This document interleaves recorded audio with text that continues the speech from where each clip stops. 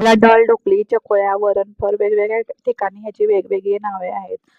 चकोल्या करून त्याच्यावरती साजूक तूप हे कॉम्बिनेशन खूपच छान लागतं. तर हे तयार करण्यासाठी प्रथम कुकरमध्ये तुरीची डाळ घ्यायची. त्याच्यामध्ये हळद, मीठ टाकून त्याच्या 3 ते 4 शिट्ट्या करून ती तुरीची डाळ शिजवून इकडे कुकरच्या शिट्ट्या होईपर्यंत त्याची मसाल्याची तयारी करून घ्यायची.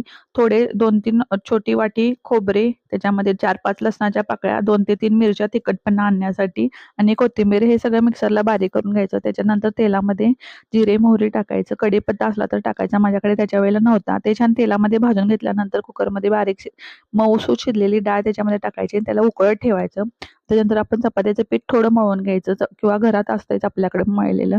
त्याच्या असं छान लाटून घ्यायचं आणि चाकूच्या साहाय्याने त्याचे छोटे-छोटे काप करून घ्यायचे आणि ते वरण उकळून झाल्यानंतर ते छोटे काप त्याच्यामध्ये टाकायचे आणि त्याला एक 5 ते 10 मिनिटं त्याला छान उकळी येऊन द्यायची, शिजवून द्यायचं. चपाती जरा शिजायला वेळ लागतो. हे आपण कुकरमध्ये पण डायरेक्ट करू शकतो, पण असं शिजलेलं असतं ना ते खूप छान लागतं.